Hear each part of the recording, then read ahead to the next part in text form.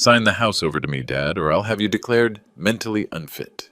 My son Brandon stood in my kitchen, legal papers spread across the oak table where I'd fed him breakfast for 18 years. This cardiovascular surgeon, who'd been too busy to visit his dying mother even once during her 8-year battle with Alzheimer's, was demanding I hand over our $2.8 million family home. 3 months ago, I'd buried my wife Margaret alone. Brandon had been too busy to attend her funeral, too busy to even know she'd passed. Now he was back, with his lawyer wife Jennifer's legal strategy and his medical degree as weapons against his grieving father. I should have broken down, should have begged, should have been the helpless old man they clearly expected. Instead, I smiled and walked to my study. Let me get you something first, son. What I brought back would destroy both their careers forever. Because for 8 years, while they'd been building their professional reputations, I'd been building evidence. Subscribe to learn how I turned the tables. I remember the exact moment everything changed. October 15th, 2016. Margaret had been forgetting little things. Car keys, appointments, our anniversary. When Dr. Susan Chen at Metropolitan Hospital said the words early-stage Alzheimer's, I watched my world crack in half. Brandon was finishing his surgical residency at Johns Hopkins then. He'd married Jennifer, a successful corporate lawyer, 2 years earlier. Jennifer had never been close to us. She'd grown up wealthy and often said that family drama was too complicated. When I called Brandon about Margaret's diagnosis, he promised to visit soon, but the next day he called back with a different message. Dad, Jennifer thinks it's better to let the professionals handle this. She's worried about exposure to the situation, and I don't want to upset her. That was the beginning of 8 years of Jennifer's influence over every family decision. The bills started immediately. $23,000 a month for Margaret's care. I'd been making $68,000 a year as a fire department training officer, working toward my captain's promotion. The math was simple. I couldn't do both, so I chose her. I submitted my resignation on November 3rd, 2016. 34 years of service, pension benefits, the respect of my crew, all of it gone. That first year, I called Brandon 127 times. I kept count. He returned maybe 20 of them, always rushed, always apologetic, but with Jennifer's voice often audible in the background. Dad, I want to help, but Jennifer thinks it's better if we maintain some boundaries. She says it'll be less confusing for Mom if we don't visit irregularly. Boundaries. That became Jennifer's favorite word. In one of the rare calls Brandon answered in 2018, I could hear tension in his voice. Dad, I'm ashamed seeing Mom like this. I remember her being so strong, and now Jennifer says I should focus on our future instead of dwelling on the past. Brandon, she's not the past. She's your mother, and she's still here. I know, Dad, but it's just hard. Thanksgiving 2017. I set 3 places at the table, hoping against hope. Margaret wore her best dress, the blue one Brandon always said made her eyes sparkle. She'd been having a good day. When is Brandon coming? She asked every 10 minutes. His text came at 4:30 p.m. Sorry, Dad, Jennifer planned something last minute. Give Mom my love. I found out later from Jennifer's Instagram pictures of them at an upscale resort in Miami. Her caption read, Escaping family drama to enjoy real life. Hashtag grateful, no stress. When I confronted Brandon about it, he was defensive. Dad, Jennifer didn't want me going back while Mom was not well. She said it would affect my career focus. By 2019, Margaret's condition had worsened significantly. In one of the few video calls Brandon attempted that year, Margaret asked about her grandchildren. Children that had never existed, because Jennifer wasn't ready for kids with all this family instability. Brandon cut the call short when Margaret repeated the question. Mom, I don't want Jennifer to see you like this. She thinks it's better to keep distance to avoid heartbreak. The medical bills kept climbing, home health aides, therapy, medications. I refinanced our house twice, burning through retirement savings. When I sent Brandon copies of major medical bills, hoping he'd offer help, his responses were clinical. Dad, have you looked into state assistance programs? Jennifer researched some options online. State assistance for his mother, the woman who'd worked 2 jobs to pay for his medical school. Christmas 2020 was devastating. Margaret had been asking for Brandon for weeks. I decorated exactly like she used to, hoping for a miracle visit. I called Brandon on Christmas Eve. Son, your mother's having a really hard time. She keeps asking for you. Could you drive up for just one day? Dad, Jennifer booked us a ski trip to Aspen. She says I need to stop enabling your emotional dependency and focus on our marriage. Jennifer's Instagram that night showed them toasting champagne in a luxury ski lodge. Her caption, finally learned to put our relationship first. Number sign boundaries, number sign self-care. The recording started in 2021. I documented everything now. The missed calls, excuses, Margaret's tears when Brandon didn't come. In one particularly painful call from 2022, Brandon's guilt finally showed through. Dad, I know I should visit more. But every time I think about coming, Jennifer reminds me how toxic the situation is. She says watching Mom deteriorate isn't good for my mental health. What about your mother's mental health, Brandon? I I know, Dad. But Jennifer says professionals can handle it better than family. May 2022, Brandon missed Margaret's 65th birthday for a couples retreat Jennifer had planned. January 2023, when Margaret fell and broke her hip, I spent 3 nights in the hospital with her. Brandon sent flowers with a card signed by both him and Jennifer. Thinking of you both. Dash Brandon and Jen. Jennifer had never met Margaret in 8 years of marriage. By Margaret's final year, she'd stopped eating regularly. In her lucid moments, she'd look toward the door with heartbreaking hope. Where's my boy? I want to see my boy. The last voicemail I left was February 10th, 2024. Brandon, your mother is dying. The doctors say maybe days left. She's been asking for you constantly. Please, son, please come home. He called back 3 days later. Dad, I'm so sorry I missed your call. Jennifer and I were at a medical conference in Orlando. How's Mom doing? She died yesterday, Brandon. Your mother died yesterday. The silence stretched forever. Oh, God. Dad, Jennifer said it wasn't that serious yet. Why didn't you make it clearer? 563 missed calls said otherwise. He couldn't make the funeral either. Jennifer thinks it would be too traumatic for me, given my guilt over not visiting more. I buried my wife of 42 years alone, surrounded by neighbors who'd watched me fight this battle without my own son's support. That's when I knew exactly what I had to do. 3 weeks after Margaret's funeral, Brandon called. Not to check on me, not to share memories of his mother, but to discuss what Jennifer called my property management crisis. I was sitting in Margaret's chair, the burgundy recliner where she'd spent her final months. Her reading glasses were still on the side table, her crossword puzzle book half finished. Dad, Jennifer and I have been talking about your situation. Those were his opening words. Not, how are you holding up, but a clinical assessment delivered with his wife's authority backing him. I'm grieving, Brandon. That's normal when you lose your wife. It's been 3 weeks, Dad. Jennifer did some research. She says prolonged grief can indicate cognitive decline, especially in men your age. She thinks we need to take action. Action. Jennifer had been researching me like a legal case. I'm 62 years old, not 92. Age isn't the only factor, Dad. Jennifer pointed out that the stress of caregiving, the financial strain, the isolation, these things damage executive function. She's concerned about your ability to make sound decisions. I pressed the record button on my phone. This conversation felt important to preserve. What kind of decisions worry Jennifer, son? Well, for starters, you're sitting on nearly $3 million in real estate while drowning in medical debt. Jennifer ran the numbers. That house is worth $2.8 million, Dad. She says you could downsize, clear your debts, set yourself up properly. Jennifer had done her homework. Property values, my financial vulnerability, the most efficient extraction method. This house is my home, Brandon. It's where your mother and I built our life together.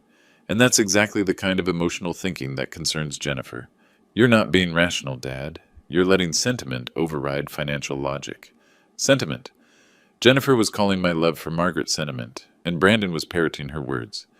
Your mother died in this house, Brandon, in our bedroom, holding my hand. You think I should just sell that away? Dad, Mom is gone. Jennifer says clinging to physical spaces isn't healthy. It's actually a symptom of complicated grief that can progress to serious cognitive problems if untreated.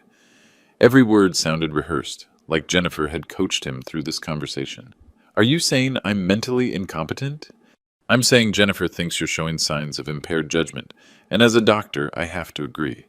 The responsible thing would be to transfer the property into competent hands before you make irreversible mistakes. Competent hands? You mean yours and Jennifer's. Dad, Jennifer has a law degree and financial planning experience. I'm a doctor. We understand asset management better than someone in your emotional state. The recording device was capturing everything: his tone, Jennifer's influence, the complete absence of empathy for a man who'd just lost his wife. So, what exactly are you both proposing? Sign the house over to us. Jennifer will set up a trust. Make sure you get the psychiatric care you clearly need. You can keep living there, of course, but under proper supervision. Supervision? Like I was a patient in his hospital. And what if I refuse? The pause was telling. When Brandon spoke again, I could almost hear Jennifer coaching him. Dad, Jennifer researched the legal requirements. As a medical professional, I'd be obligated to report cognitive decline in an elderly patient, especially one who's demonstrated poor judgment about finances and self-care. You're saying you'd have me declared mentally incompetent? Jennifer thinks we should have you properly evaluated by qualified professionals first. If they determine you can't manage your affairs safely, then yes, guardianship proceedings might be necessary. Guardianship. Jennifer's legal background was showing through Brandon's medical threats. Brandon, I took care of your mother for 8 years while you were building your career with Jennifer. I managed everything. And now you think I'm incompetent? That's exactly Jennifer's point, Dad. She says the stress of caregiving has clearly affected your cognitive function. You're not the same person you were 8 years ago, and we can't ignore that. He was right about one thing. I wasn't the same person. But not in the way Jennifer thought. I need time to think about this. Of course, but Dad, Jennifer says not to take too long. She's concerned that every day you delay getting help, your condition could deteriorate further. My condition. Jennifer had diagnosed me through Brandon, found me guilty of grief, and prescribed signing away my home as treatment. I'll call you soon, Brandon. Good. And Dad, Jennifer wants you to know this is coming from a place of love. We're trying to protect you from making mistakes you'll regret. Love. After 8 years of Jennifer keeping Brandon away from his dying mother, she was calling attempted theft love. I hung up and stopped the recording, 24 minutes and 12 seconds of my son systematically dismantling my competence under his wife's direction. But what struck me most wasn't Brandon's cruelty, it was his complete surrender to Jennifer's agenda. Every argument was hers. Every justification came from her research. Even his medical authority was being wielded at her instruction. The man who'd been too ashamed to visit his dying mother was now ashamed enough to steal from his grieving father, all because his wife demanded it. I sat in Margaret's chair for a long time, thinking about the son I'd raised versus the man Jennifer had molded. Brandon had always been easily influenced, but I'd hoped marriage would strengthen him, not turn him into someone else's weapon. Then I picked up the phone and called Patricia Miller. Patricia, it's Richard Wilson. I need to discuss urgent legal matters regarding my son and his wife. The war Jennifer had started was about to end very differently than she'd planned. Patricia Miller's office felt like a sanctuary. I'd been there dozens of times over the years, but this visit carried the weight of finality. Richard, I'm so sorry for your loss, Patricia said. Margaret was wonderful. Thank you. She always said you were the only lawyer who treated people like humans instead of billable hours. I placed my phone on her desk and hit play. 24 minutes of Brandon and Jennifer's coordinated assault on my mental competence. Patricia's expression darkened with each passing minute. Jesus, Richard, this isn't just elder abuse. It's a calculated legal and medical conspiracy. Your daughter-in-law has clearly researched guardianship law, while your son provides the medical justification. Can they actually succeed? They can try. But it would require multiple independent medical evaluations, court hearings, substantial evidence of cognitive impairment. Jennifer's law background gives her dangerous knowledge, but from what I've observed in our meetings, their case would be difficult to prove. Some tension left my shoulders. What are my options? Patricia opened her legal pad. We could wait and defend, but given their coordination, I'd recommend offense. Document everything. Build a comprehensive record of their behavior, and consider protecting your assets before they can challenge your competence. I thought about 8 years of evidence sitting in my filing cabinet, missed calls, broken promises, documented abandonment, while Jennifer actively encouraged Brandon's absence. Patricia, what if I told you I had 8 years of evidence showing Brandon abandoned his dying mother at his wife's direction?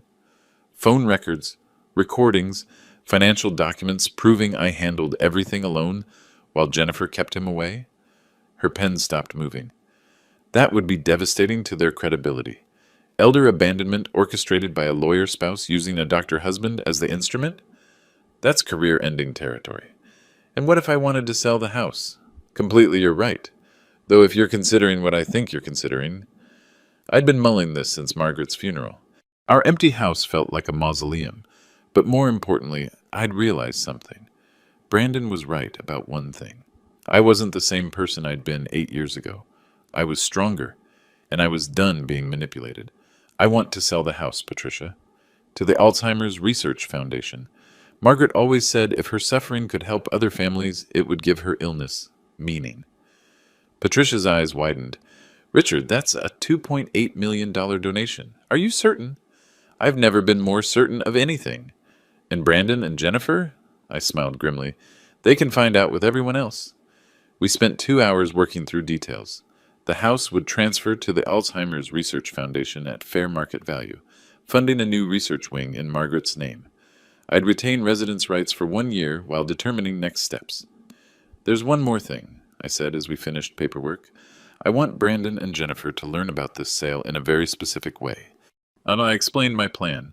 Patricia listened with growing amazement. Richard, it's certainly poetic justice. But are you prepared for the public nature of this confrontation? Patricia, Jennifer researched how to steal my house using Brandon's medical degree as leverage. Brandon threatened to have me declared incompetent so they could inherit property I was supposedly too mentally ill to manage. I think some public accountability is exactly what they both deserve. She nodded slowly. Jennifer's legal career could be seriously damaged by this exposure. Good. She spent 8 years keeping Brandon away from his dying mother, then tried to steal from his grieving father. Her career deserves to be damaged. I signed papers transferring ownership to the foundation effective in 30 days. The announcement would be made at the hospital's annual fundraising gala, an event Brandon never missed, always networking for private practice clients, while Jennifer worked the room for potential legal contacts. One question, Richard.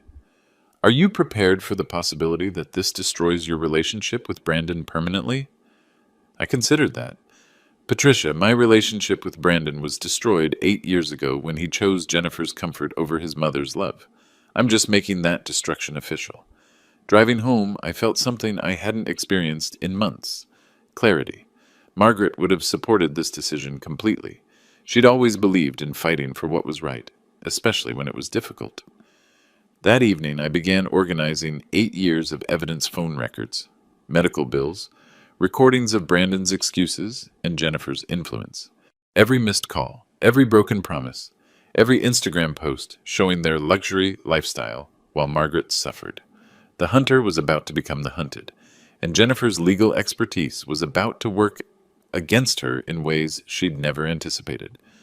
The evidence room, Margaret's old sewing room, became my war room. 8 years of documentation covered every surface, but now I was organizing it differently. Not just Brandon's abandonment, but Jennifer's orchestration of it. The smoking gun was my old phone's voicemail archive. I'd kept every message, thinking someday I'd delete them for storage space. Now I understood why I'd never been able to press delete. The earliest recording was from November 2016, a month after Margaret's diagnosis. Hey Dad, Brandon here. Jennifer and I talked, and she thinks it's better if we don't visit regularly. She says inconsistent contact might confuse Mom more. We'll check in by phone instead. Even then it was Jennifer thinks, and Jennifer says. By 2018, the pattern was clear.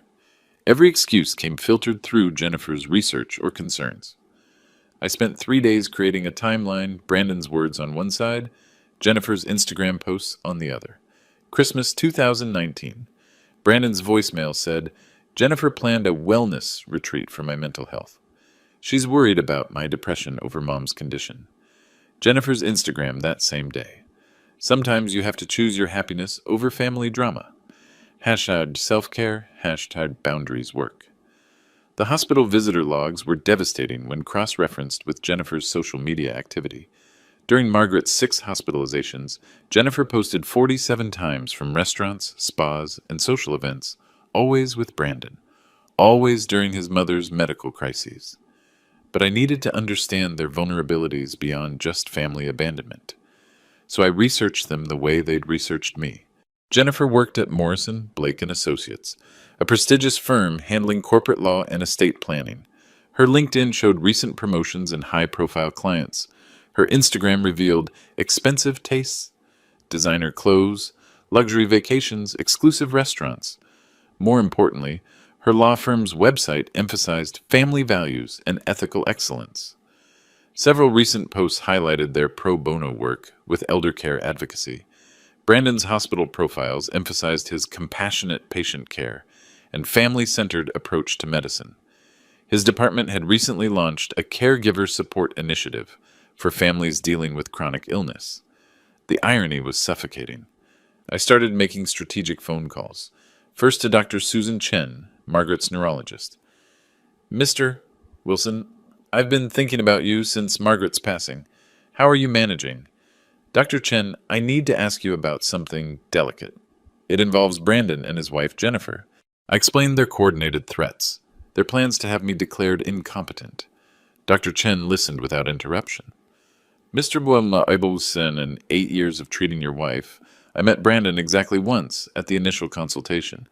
I remember asking about family support, and he said his wife thought professional distance was healthier for everyone involved. You documented that? We document all family dynamics. Your wife's file shows you attended every appointment, every emergency, every consultation. The absence of her son was notable, especially given his medical background. Would you provide a statement about that? If it helps protect you from what sounds like medical and legal coercion combined, absolutely. Next, I called Fire Chief Mike Anderson. Richard Wilson, how have you been since Margaret's passing? I explained Brandon and Jennifer's scheme. Mike's reaction was immediate and profane. That manipulative little... Sorry, Richard, but I remember when you resigned to care for Margaret. Jennifer came to the retirement party briefly, spent the whole time checking her phone and complaining about the depressing atmosphere. Brandon barely stayed 10 minutes. Would you document that? Damn right. And Richard, half the department remembers how proud you were of Brandon's career. How many times you made excuses for why he couldn't visit Margaret. We all knew something was wrong. The character witnesses mounted quickly. Our family doctor, financial advisor, neighbors, all shocked by the coordinated nature of Brandon and Jennifer's scheme. But my breakthrough came from an unexpected source. Mrs. Davis from next door knocked on my door Thursday evening. Richard, I hope you don't mind, but I've been worried since that incident with the real estate agent. I did some research on your daughter-in-law. What kind of research? Well, my nephew works at Morrison, Blake and Associates. He says Jennifer's been bragging about coming into a significant family inheritance soon. She's already been shopping for houses in Scottsdale, telling colleagues her husband's father is finally being realistic about his limitations. The pieces clicked together. This wasn't just about the house. Jennifer had been planning and bragging about stealing from me while I was still grieving my wife. Mrs. Davis, would your nephew be willing to document what Jennifer said at work? Oh, Richard, it's worse than that. She apparently sent emails about it. My nephew works in IT. He's seen the firm's internal communications about potential conflicts of interest when lawyers inherit property through family legal actions. Friday evening, I called Brandon. Time to let him think he was winning while I gathered final evidence. Son, I've been thinking about what you and Jennifer said. About the house. About my mental state. I'm glad you're being rational about this, Dad. I'm scared, Brandon. Maybe Jennifer's right. Maybe I'm not thinking clearly anymore. I could hear his relief. It's okay, Dad. Jennifer's already contacted some estate planning specialists. We're going to take care of everything. Of course she had. Jennifer found a really good elder law attorney who specializes in these transitions, Brandon continued. She's confident we can have everything transferred smoothly. When do you want to move forward? Soon, Dad. Jennifer says the longer we wait, the more opportunity there is for you to make mistakes that could complicate the legal process. Okay, son. Whatever you and Jennifer think is best. After hanging up, I sat in Margaret's chair and smiled. They thought they'd won. Brandon was probably already telling Jennifer about my surrender, and she was probably already planning how to spend my money. They had no idea that every conversation was being recorded, every threat documented, and every piece of evidence organized for maximum public impact. The trap was set. Now I just had to wait for them to walk into it at the hospital fundraising gala, where Jennifer's legal colleagues and Brandon's medical colleagues would witness their complete destruction. 2 weeks later, Brandon made his move. I was sitting on Margaret's memorial bench in our neighborhood park when I saw his silver BMW pull up to my house. Two people climbed out. Jennifer stepped from the passenger seat first. Tall, blonde, designer suit that probably cost more than most people's monthly rent. She moved with the predatory confidence of someone about to close a profitable deal. The real estate agent followed, carrying measuring equipment and a portfolio. Even from 2 blocks away, I could see Jennifer directing the operation like a general commanding troops. I stayed on the bench, watching through oak trees as they walked around my property. Jennifer pointed out features with proprietorial confidence, taking photos with her phone. The agent measured the yard while Jennifer peered through windows like she was already planning renovations. Mrs. Davis was in her garden, close enough to overhear their conversation. Perfect. I walked home slowly, timing my arrival for maximum impact. "Dad, there you are," Brandon called out with forced cheerfulness. "I'd like you to meet Linda Patterson from Premium Properties. Jennifer found her. She specializes in these kinds of family transitions." Linda extended a manicured hand. "Mr. Wilson, your son and daughter-in-law have explained your situation.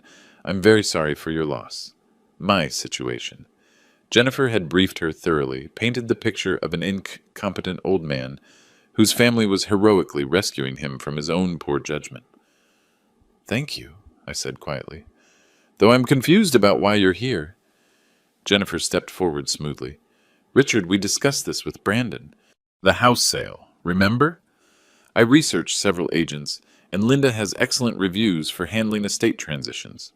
She spoke to me like I was a confused child, her lawyer's training evident in every calculated word. "But Jennifer, I never agreed to sell the house." Brandon and Jennifer exchanged a look, the kind attorneys share when a witness isn't cooperating with the predetermined narrative. "Dad," Brandon said patiently, "we had a very clear conversation about this. You said you were scared, that you couldn't handle the house anymore, that you wanted Jennifer and me to take care of everything. The gaslighting was textbook perfect. Public, confident, designed to make me question my own memory while establishing their version of events for witnesses. "I'm sorry," I said, louder now, "but I think there's been a misunderstanding. This is my home. My wife just died here 3 months ago. I'm not selling anything." Linda looked uncomfortable, but Jennifer stepped in smoothly. "Richard, this is exactly what we've been worried about. The confusion, the memory issues. Dr. Wilson explained that grief can sometimes affect cognitive function in older adults. Jennifer's legal training was showing she was building a public record of my alleged incompetence, while positioning herself as the concerned family member. Mrs. Davis had stopped pretending to garden. She was listening intently, her face growing more concerned by the minute. "I'm not confused," I said clearly. "I never agreed to any sale." "Dad, please," Brandon interrupted, embarrassment creeping into his voice. "You're making this harder than it needs to be." "Making what harder?" Mrs. Davis called out, stepping closer to the property line. Jennifer turned on her professional charm. "Just some family financial planning, Mrs. Davis. And I've lived next to Richard and Margaret for 20 years. Richard's one of the sharpest men I know." Jennifer's smile tightened. "I'm sure he was, Mrs. Davis, but grief can change people significantly. Richard," Mrs. Davis said firmly, "do you want to sell your house?" "No," I said clearly, loudly enough for everyone to hear. "I absolutely do not." Brandon's face flushed red. "Dad, you're not thinking rationally." "I think we should reschedule," Linda interrupted, backing toward her car. As Linda drove away, Jennifer's composure finally cracked slightly. "This isn't over, Richard. Brandon's medical assessment stands, and I've already researched the legal options available to us." Mrs. Davis was still watching, and I knew she'd remember every word of Jennifer's legal threat. "We'll see about that," I said calmly. "We'll see about that." Jennifer's public humiliation in front of Mrs. Davis triggered a sophisticated damage control campaign. Within days, she was working every angle to protect both her legal career and their planned inheritance grab. It started with social media warfare. Jennifer, who usually posted sparingly about family, suddenly became the devoted daughter-in-law, sharing memories of beloved Margaret. Photos appeared of her and Brandon at various events with captions about the challenges of supporting family through difficult transitions and making hard decisions with love and professional expertise. The posts were masterfully crafted. Jennifer managed to portray herself as both the caring family member and the legal professional forced to make difficult choices about an aging relative. To anyone who didn't know the truth, she looked like a woman heroically managing a complex family crisis. But Jennifer's real strategy was more insidious. Dr. Susan Chen called me 3 days after the real estate incident. Mr.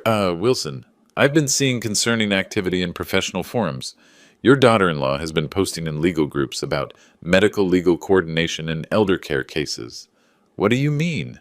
She's discussing your situation in private attorney networks, seeking advice about family members who resist appropriate intervention.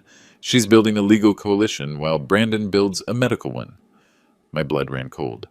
This wasn't just theft. It was a coordinated professional conspiracy.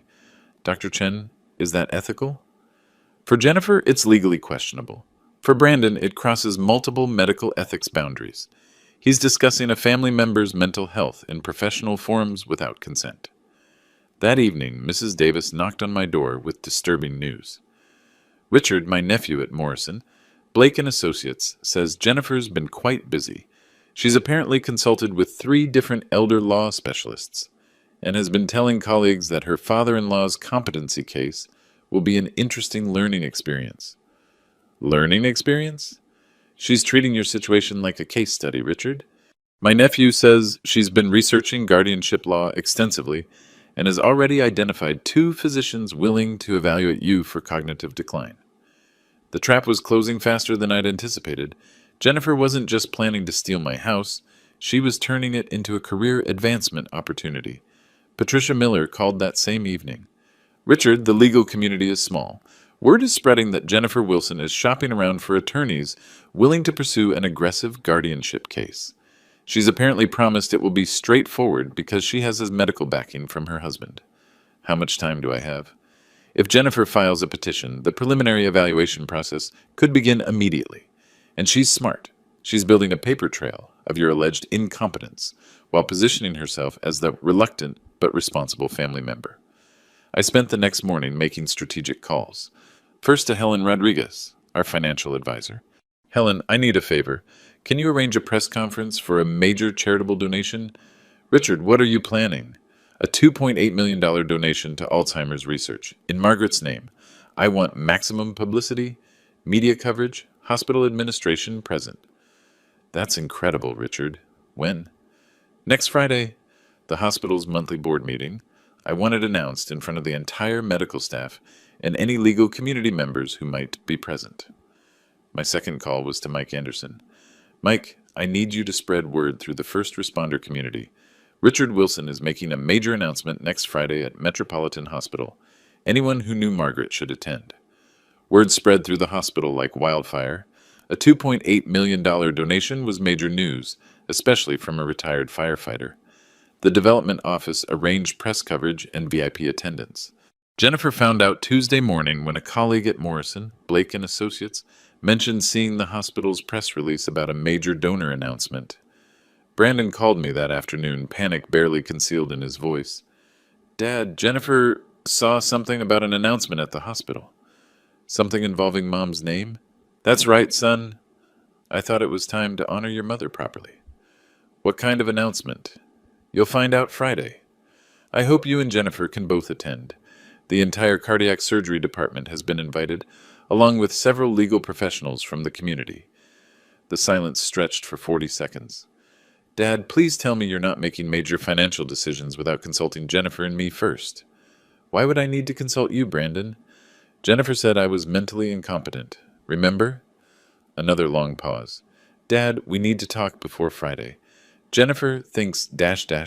I'm afraid I'm too busy this week preparing my presentation. See you Friday, son. I hung up and smiled.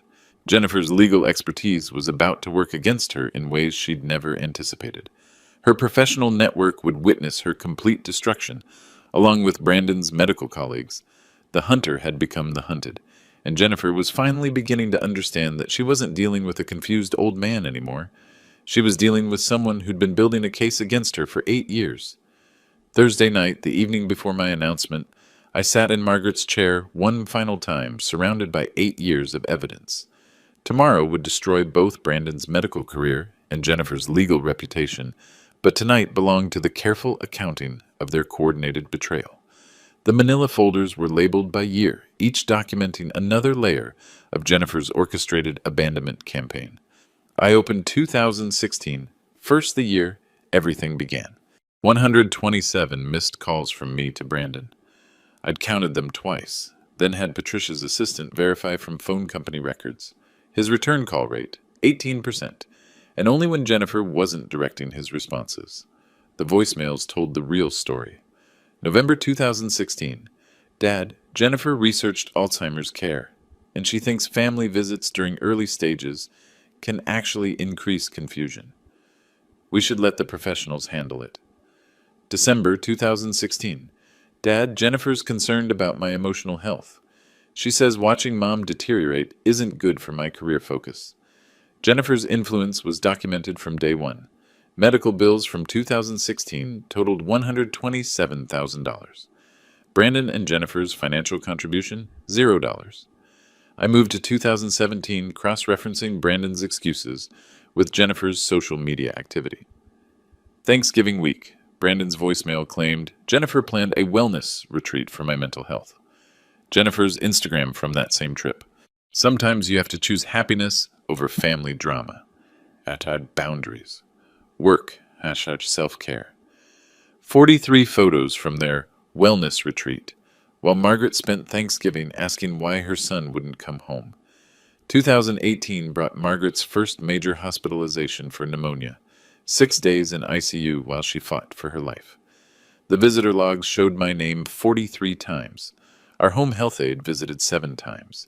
Mrs. Davis brought flowers twice. Brandon's name, 0 entries.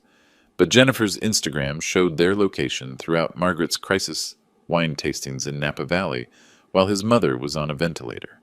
By 2019, Jennifer's strategy was fully developed. She'd convinced Brandon that his mother's illness was toxic to their marriage and his career. The evidence was in their own messages. A saved text from Jennifer to Brandon, screenshot from his phone. Your dad is manipulating you with guilt. My research shows that prolonged exposure to dementia patients can cause secondary trauma in family members. We need to maintain boundaries for our mental health.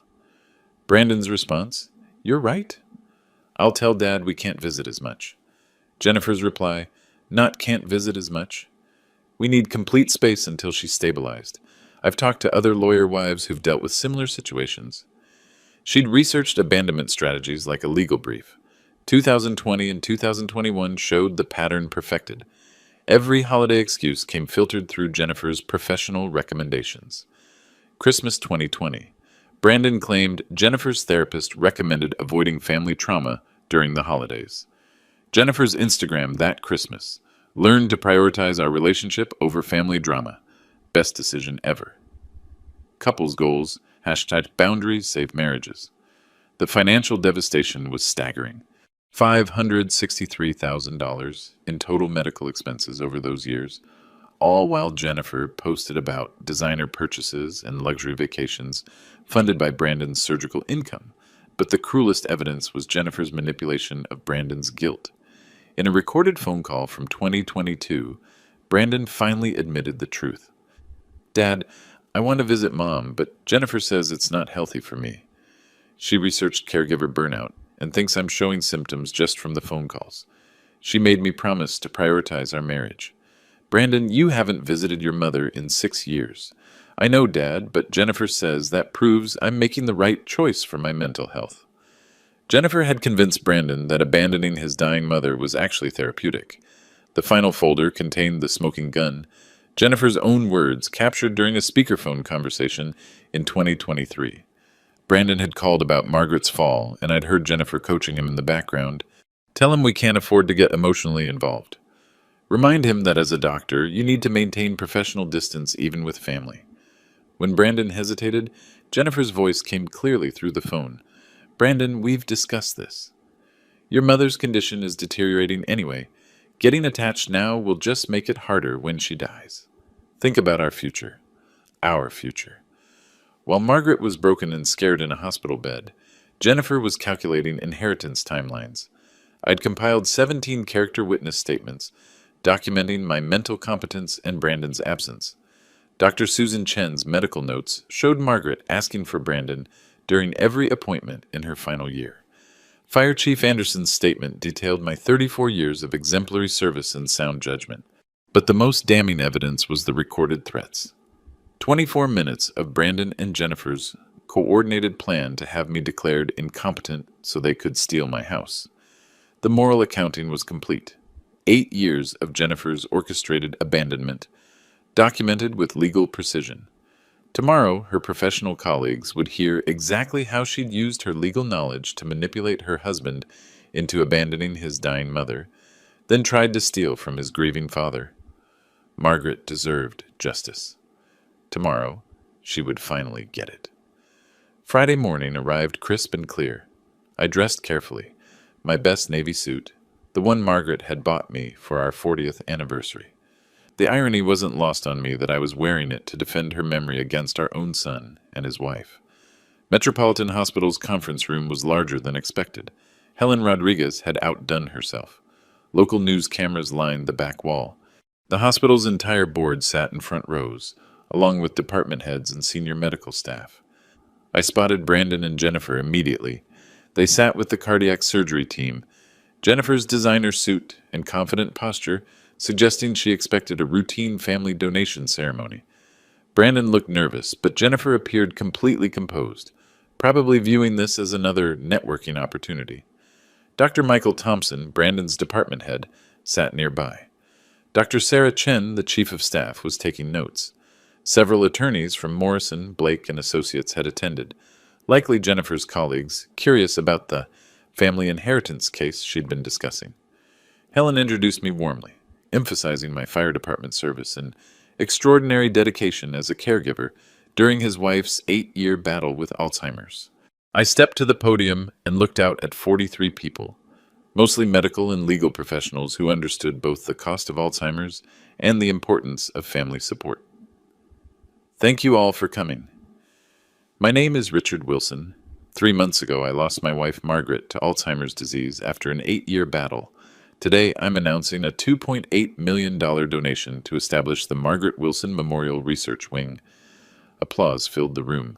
I saw Brandon's face register shock, then confusion. Jennifer's expression remained controlled, but her eyes had sharpened with calculation. She was probably wondering how this affected their inheritance plans.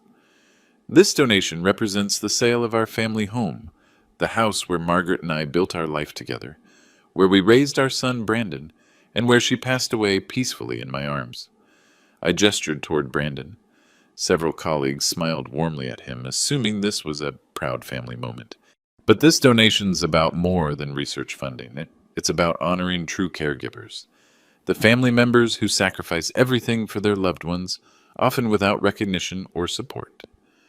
Dr. Thompson nodded approvingly. This was exactly the message the medical community embraced. Over 8 years, I learned that caregiving isn't about professional credentials or medical knowledge. It's about showing up, day after day, year after year, even when it's difficult, even when it costs everything. The room grew quiet, sensing a shift in tone. Unfortunately, not everyone understands this responsibility. Some people believe professional credentials can substitute for personal commitment. Others use their legal expertise to justify abandonment. Jennifer's composure cracked slightly. She was beginning to understand this wasn't the ceremony she'd expected. 3 weeks ago, my son Brandon and his wife Jennifer called to discuss my mental competence. They suggested my grief indicated cognitive impairment. They recommended I sign over my house to them for my own protection. Murmurs rippled through the audience. Dr. Thompson's expression shifted from warm approval to serious concern. Jennifer's colleagues from Morrison, Blake, and Associates were paying closer attention. Brandon felt that as a medical professional, he was qualified to diagnose my mental state over a phone call. Jennifer, as a practicing attorney, researched the legal requirements for having me declared mentally incompetent. I reached into my jacket and pulled out my phone. "I'd like to share part of their coordinated plan with you." Brandon started to rise. "Dad, this isn't appropriate. Please, doctor." "Wilson," Dr. Chen interrupted firmly, "let your father finish." I pressed play.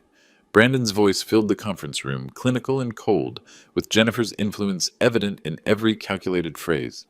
"Dad, Jennifer thinks you're showing signs of impaired judgment. The responsible thing would be to transfer the property into competent hands before you make irreversible mistakes." "Competent hands? You mean yours and Jennifer's?" "Dad, Jennifer has a law degree and financial planning experience. I'm a doctor.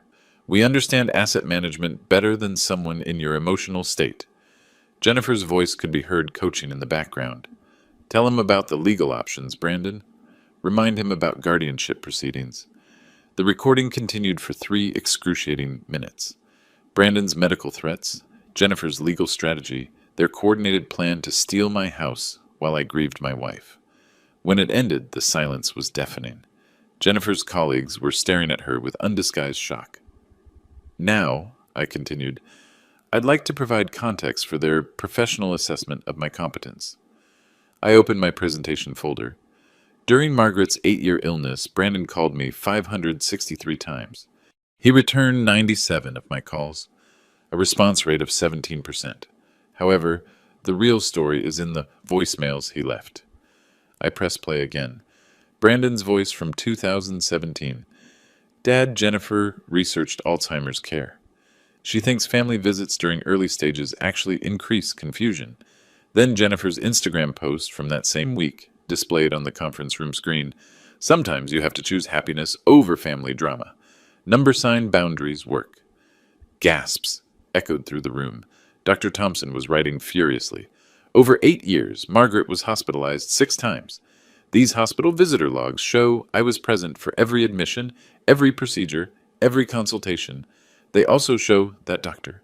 Wilson visited his dying mother exactly 0 times." Several people turned to stare at Brandon.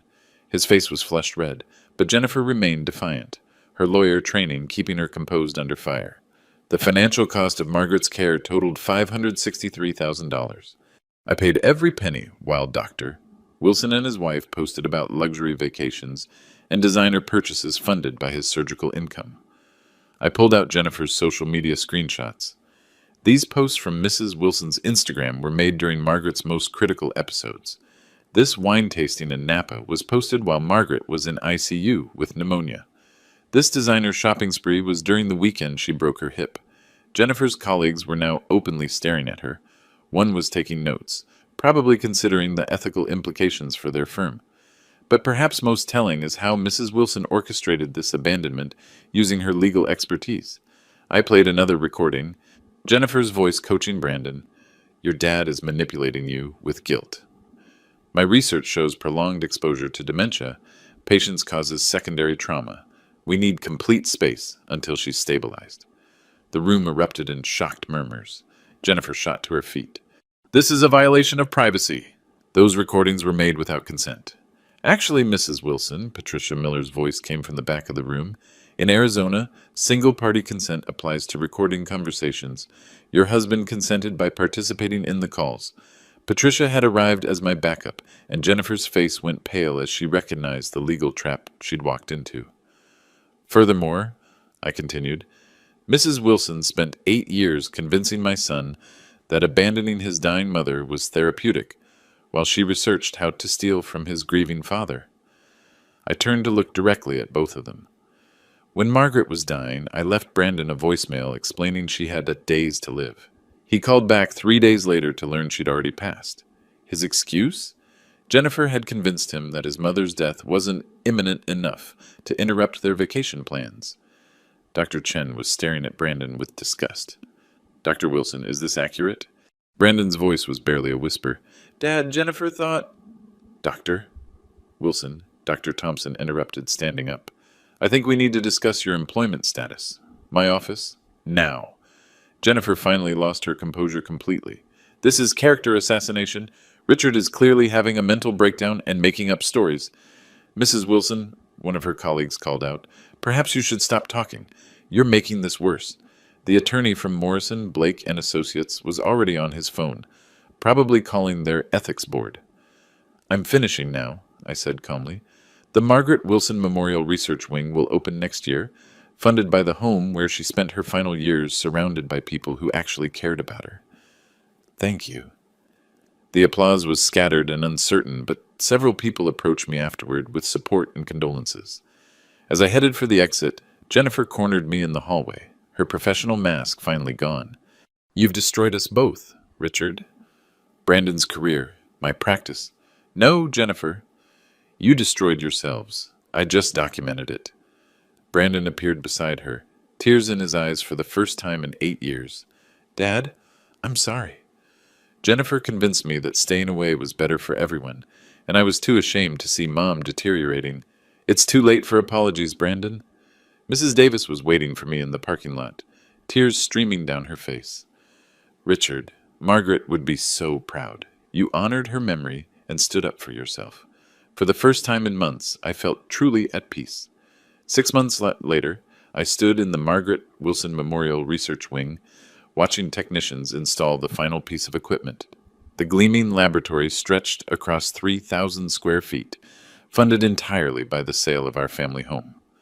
Dr. Susan Chen had been appointed director. She found me there that morning, reviewing the dedication plaque. Richard, this is remarkable. Margaret would be overwhelmed by what you've accomplished. She always said if her suffering could help other families, it would give her illness meaning. The aftermath had been swift and comprehensive.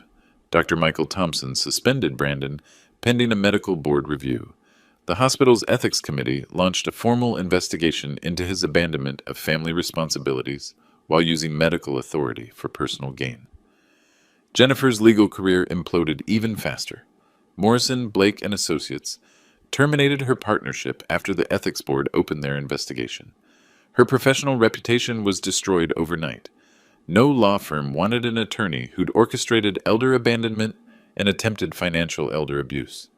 But the most unexpected consequence came 2 months after the announcement. Brandon called on a Tuesday evening, his voice broken. Dad, Jennifer left me. She said the scandal destroyed her career and she couldn't be married to someone who let his father humiliate her publicly. I felt a flicker of something, not quite sympathy, but recognition of his pain. Dad, I realize now how much Jennifer influenced my decisions. I was ashamed of seeing Mom deteriorate, and Jennifer made it easy to stay away. I know it's too late, but I'm sorry. Brandon, your mother died asking for you. That can't be undone. I know, but Dad, could we maybe try to rebuild something? I want to volunteer at the research wing, maybe help other families avoid what happened to us. I considered his request carefully. The research wing needed volunteers, and Brandon's medical background could be valuable. But trust once shattered required time to rebuild. Brandon, we can start with the volunteer work, but our relationship, if there ever is one again, will be earned, not inherited. I understand, Dad. I'll do whatever it takes. I moved into a comfortable downtown apartment, walking distance from the hospital where I now worked as a patient advocate. The Margaret Wilson Memorial Research Wing published promising early results in drug therapy that might slow Alzheimer's progression. Some boundaries, once established, protect what matters most. Others, carefully reconstructed, might offer hope for redemption.